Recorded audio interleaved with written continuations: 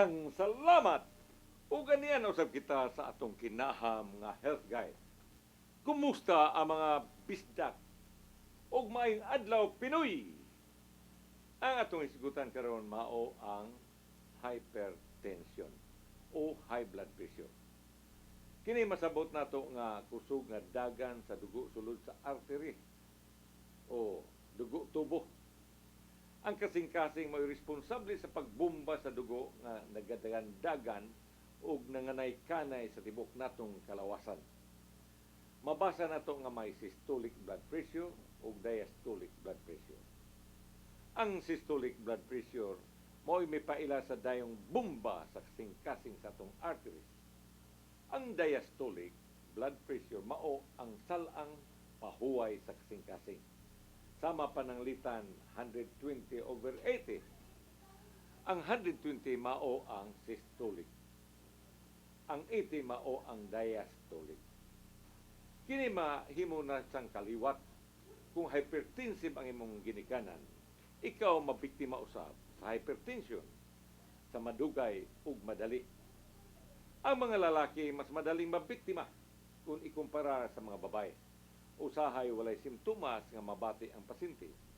Mamatikdan na lamang kung aduna nay komplikasyones sama sa stroke, heart failure, heart attack o kidney failure. Importante kayo nga mahibalohan sa tanan nga ang high blood pressure dili sakit sa kasing-kasing kundi sakit kini sa arteries.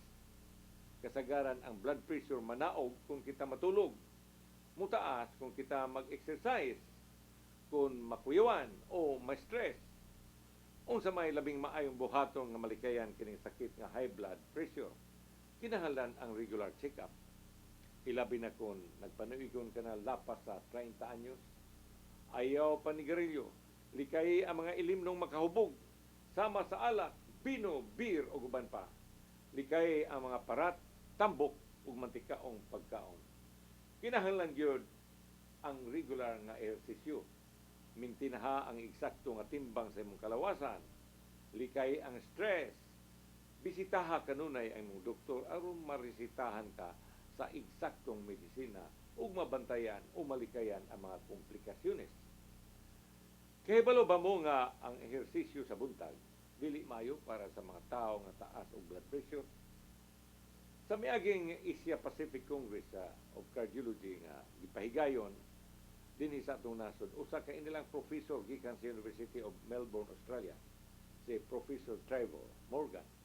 Mingon nga ang blood pressure sa dayong bangon sa sayong buntag gikan sa katulugon musaka og taas kayo. Mingon siya nga taas kayo ang blood pressure gikan sa alas 6 hangtod sa alas 10 sa buntag. Dayon mo inanay og kanaog ang blood pressure sa tibuok adlaw ug paingon na sa gabi. Ang pinakamubog yun mao ang sa midnight ngadto sa alas 2 sa kaadlawon. Dayon mo hinay-hinay na ugsaka ang blood pressure paingon ngadto sa alas 6. Suma pa sa mga report o obserbasyon, nakita usab nga kadaghanan sa stroke o heart attack ana agayod may tabo sa alas 6 paingon ngadto sa alas 8 sa buntag. Kung ikumpara sa laing oras sa tibuok adlaw. Sa kini nga mga report sa atong international renowned doctors, nagpasabot nga kadtong mga masakiton sa kasing-kasing o taas nga blood pressure, kinahanglan gyud nga magmatnon sa eksaktong oras sa pagtuman sa ilang medisina o ingon mausab sa hustong oras sa pag-exercise o sa eksaktong oras nga mopahuway. Kini nagpasabot nga ang pag-exercise sa sayong buntag adunay dakong risgo sa stroke o heart attack between 6 to 10 in the morning sa buntag. Kini usab nagpasabot nga atong susihon ang atong blood pressure niining mga orasa. Kini usab nagpasabot nga mao kini maayong oras sa pagtuman sa atong tambal kay mauman kini ang mga oras nga taas ang atong blood pressure. Busa kini nagatambag kanato nga ang labing maayong oras sa pag-exercise dinhi na sa hapon ug sa sayong gabi. Kaya mao kini ang mga oras nga miubos na ang blood pressure. Apan ang akong tambag kaninyong tigpaminawan, susihag yun kanunay ang inyong blood pressure sa dili pa kamo mo exercise.